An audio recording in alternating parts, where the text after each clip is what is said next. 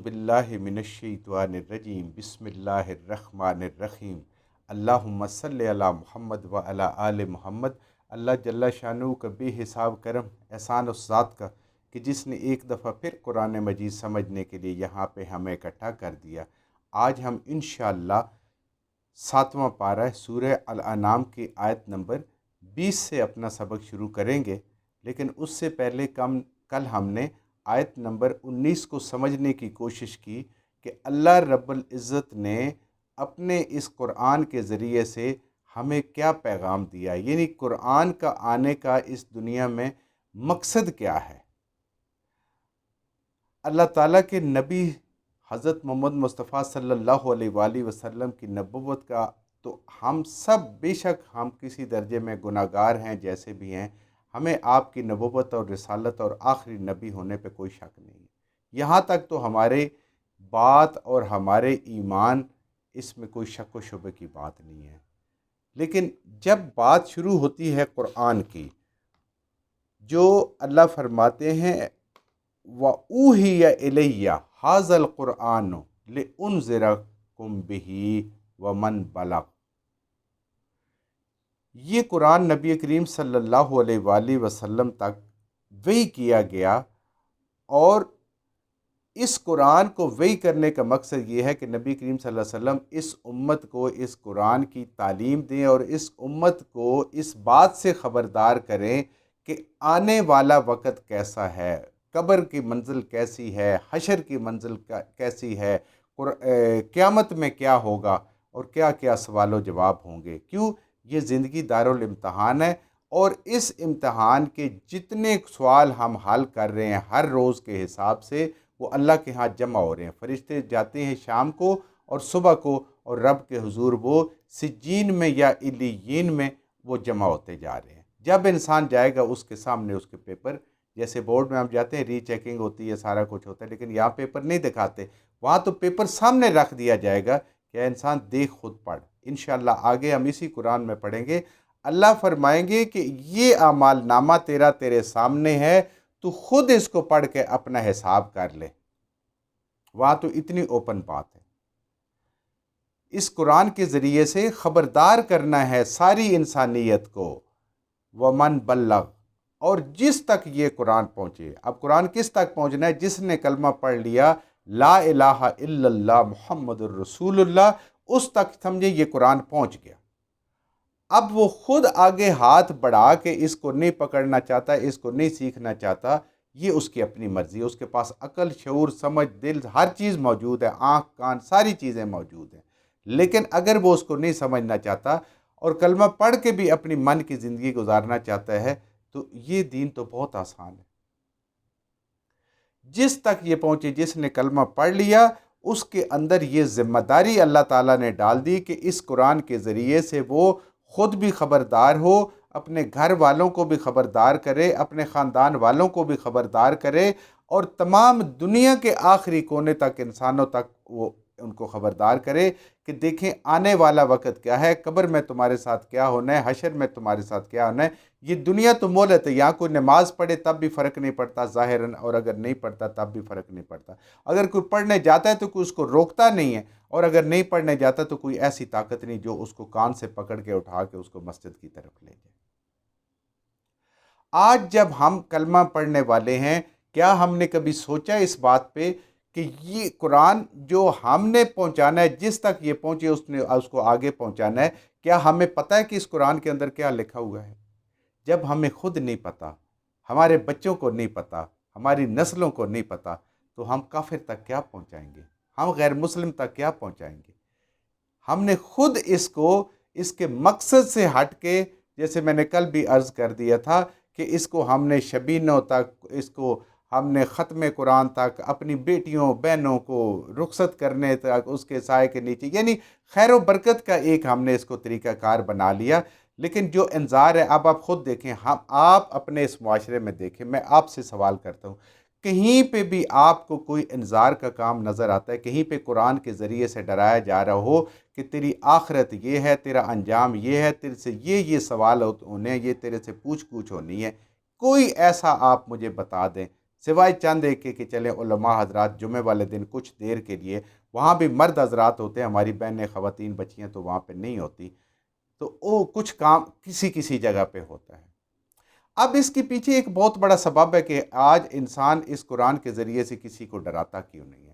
اس کے لیے آپ نبی کریم صلی اللہ علیہ وآلہ وسلم کے مبارک زندگی اور مبارک سیرت کو دیکھیں۔ 40 سال تک آپ نے کوئی دعوت اور تبلیغ کا کام نہیں کیا، آپ نے نبوت کا اعلان نہیں کیا۔ پورا مکہ آپ کے ساتھ، مرد، عورتیں، بچے، بوڑھے، جوان، سب کے سب آپ سے بہت محبت کرتے تھے۔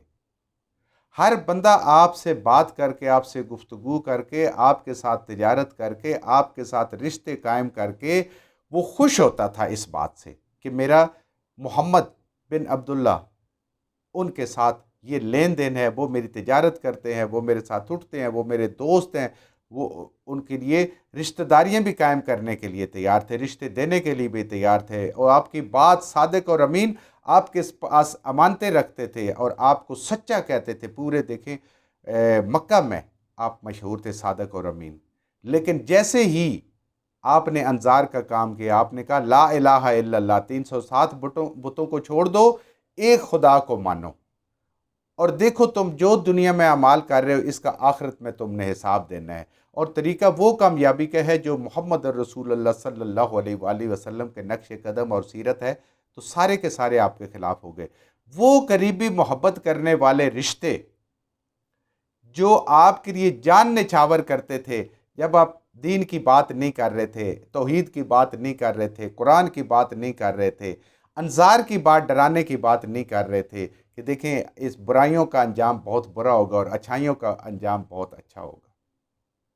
اب جو عقل والے تھے، جو سمجھ والے تھے، جو یہ سمجھتے تھے کہ اس دنیا میں کسی بھی اچھائی کا کوئی بدلہ دے ہی نہیں سکتا اور کسی برائی کا کوئی بدلہ دے ہی نہیں سکتا، آج بم دھماکے ہوتے، اتنے لوگ مر جاتے ہیں، کیا کر سکتے ہیں اگر وہ بندہ پکڑا جائے تو؟ ایک پھانسی، اس سے اوپر ہم کچھ بھی نہیں کر سکتے دنیا میں۔ قیامت والے دن انصاف ہوگا، ان لوگوں کے ساتھ کتنے لوگ افیکٹ ہوئے ہوں گے، کتنے بچے یتیم ہوں گے، کتنی خواتین بیوہ ہوئی ہوں گی، اور کتنے لوگوں کا آنے والا مستقبل انہوں نے تباہ کیا ہوگا۔ یہ سارا انصاف آخرت میں ممکن ہے۔ جن کے ذمے جن کے ذہن میں یہ چیز تھی، انہوں نے آپ کی دعوت کو قبول کیا، اور جو اس دنیا کی میں کھو کے رہ گئے تھے، سب کچھ سمجھتے تھے، انہوں نے آپ کی دعوت کو ٹھکرا دیا اور آپ کے خلاف ہو گئے۔ تو یہاں آج بھی علماء ہمارے وہ میٹھی میٹھی باتیں کر کے ہمیں سنا رہے ہیں، لیکن انظار کا کام نہیں کر رہے، کیونکہ اگر کسی کو بتائیں کہ بھائی یہ آپ شرک کر رہے ہیں، یہ کام آپ نے نہیں کرنا، یہ دیکھو قرآن کی آیات ہیں، یہ نبی کریم صلی اللہ علیہ وسلم کی حدیث ہیں، وہ آپ سے لازماً ناراض ہوگا۔ آپ کسی کو بتائیں آپ یہ غلط کام کر رہے ہیں، یہ گناہ کا کام ہے، آپ کی کمائی حرام کی ہے، آپ ڈیوٹی پوری نہیں کرتے، آپ اپنی ذمہ داری پوری نہیں نبھاتے، آپ تاجر ہیں تو آپ کم تولتے ہیں، آپ تاجر ہیں تو آپ قسمیں کھا کے مال بیچتے ہیں، دوسرے دن وہ آپ سے کبھی بولے گے بھی نہیں۔ تو ہم کسی کو ناراض نہیں کرنا چاہتے، ہم سب کو خوش کرنا چاہتے ہیں۔ تب قرآن سے انظار نہیں ہو سکتا، قرآن سے تب ڈرایا جا سکتا ہے کہ جب انسان کو ایک اللہ پہ بھروسہ ہو اور اسی کے بھروسے پہ وہ پھر سچی بات اور حق بات کرے۔ قبول کرنا نہ کرنا یہ انسان کے بس کی بات نہیں ہے، یہ اللہ کے قبضے میں ہے کہ وہ جس کو چاہے سمجھ عطا فرمائے، جس کو چاہے ہدایت دے۔ آج ہم قرآن کے ڈرانے سے دور اس لیے ہیں کہ سب سے پہلی بات ہے کہ ہمیں قرآن کا پتہ ہی نہیں ہے، پھر ہم آگے بچوں کو کیا بتائیں گے؟ اور جن کو پتہ ہے وہ بھی کسی کو ناراض نہیں کرنا چاہتے، وہ ایسی باتیں کرنا چاہتے ہیں کہ ان کو فالوور بھی زیادہ ملے، ان کو ویور بھی زیادہ ملے، اور ان کو لوگ پسند بھی زیادہ کریں اور ان کی عزت بھی زیادہ کریں۔ یہ بالکل وہی عزت ہے، میں بالکل صحیح بات آپ سے کر رہا ہوں کہ جو نبی کریم صلی اللہ علیہ وآلہ وسلم کی 40 سال نبوت کے اعلان سے پہلے تھی، وہی محمد تھے، وہی صادق اور امین تھے، وہی بہترین انسان تھے، خوبصورت عادات والے تھے، ساری باتیں موجود تھی، لیکن ایک قرآن کی وجہ سے لوگوں کو جب ڈر سنانا شروع کیا، آپ دیکھیں مکی جتنی صورتیں ہیں سب کا قیامت کا ذکر ہے، آخرت کا ڈر ہے سنانا کیا، سب آپ کے خلاف ہو گئے۔ 13 سال کی محنت میں 140 لوگ مسلمان تھے مکہ میں تقریباً، باقی سب آپ کے خلاف تھے۔ یہ تو بعد میں اللہ تعالیٰ نے پھر مدینہ میں جا کے، وہ بھی امتحانوں کے بعد، پھر اللہ نے کامیابی عطا فرمائی۔ الذین آتیناہم الکتاب یعرفون کما یعرفون ابناءہم، اللہ فرما رہے ہیں کہ یہ جو کتاب والے ہیں، اہل کتاب ہیں، یہ آپ کو ایسے پہچانتے ہیں جیسے اپنی اولادوں کو، اپنے بیٹوں کو خاص طور پہ پہچانتے ہیں۔ دنیا میں جتنے بچے ہوں ان سب میں سے انسان اپنے بچوں کو پہچانتا ہے۔ یہ اللہ تعالیٰ کی وہ پہچان ہے کہ جو انسان کی تو انسان جو اللہ تعالیٰ نے جانوروں کے اندر بھی رکھ دی ہے کہ اگر کچھ جانوروں کے بچے مکس ہیں تو مائیں اپنے بچوں کو پہچانتی ہیں۔ جو آنکھوں سے اندھا ہوتا ہے ماں یا باپ، وہ اپنے بچے کو ہاتھ لگا کے اس کی خوشبو سے اس کے ہاتھ لگا کے اس کو پہچان سکتا ہے کہ یہ میرا بچہ ہے۔ یعنی یہ اتنی اللہ تعالیٰ نے انسان کے دل میں پہچان رکھی ہے۔ تو اللہ فرما رہے ہیں کہ اے نبی کریم صلی اللہ علیہ وسلم، یہ اہل کتاب، اہل علم جو بڑے بڑے علم والے بنتے ہیں تورات اور انجیل کے، ایسی بات نہیں کہ انہوں نے آپ کو پہچانا نہیں ہے اور انہیں سمجھ نہیں آ رہی کہ آپ کون سے نبی ہیں۔ یہ آپ کو ایسے پہچانتے ہیں جیسے اپنے بیٹوں کو پوری دنیا کے بچوں کے میں سے نکال کے پہچان سکتے ہیں، ایسے آپ کو پہچانتے ہیں۔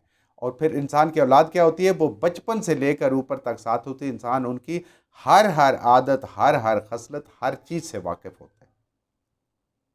تو یہ آپ سے ایسے ہی واقف ہیں۔ کیوں؟ کہ اللہ تعالیٰ نے تورات اور انجیل میں آپ صلی اللہ علیہ وآلہ وسلم کا اتنی تفصیل سے تعارف ان سے کروا دیا تھا کہ ایک نظر سے بھی پہچانے جا سکتے تھے۔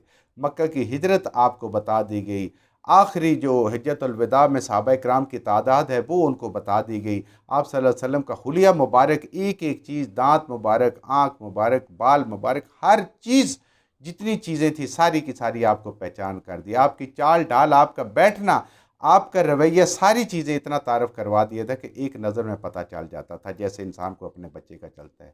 اللہ زینہ خسروا انفسہم فہم لا یؤمنون۔ لیکن یہ وہ لوگ ہیں سب کچھ سمجھتے بوجھتے ہوئے بھی جنہوں نے اپنی جانوں کو خسارے میں ڈالا ہوا ہے، یہ نقصان اٹھانے کے لیے تیار ہیں ضد میں اور تکبر میں آ کے کہ آپ بنی اسرائیل سے کیوں نہیں، آپ بنو اسماعیل سے کیوں آگے ہیں۔ یہ ماننے کے لیے تیار نہیں، یہ اپنی جانوں کا نقصان کرنے کے لیے تیار ہیں، لیکن یہ ایمان لانے والے نہیں ہیں۔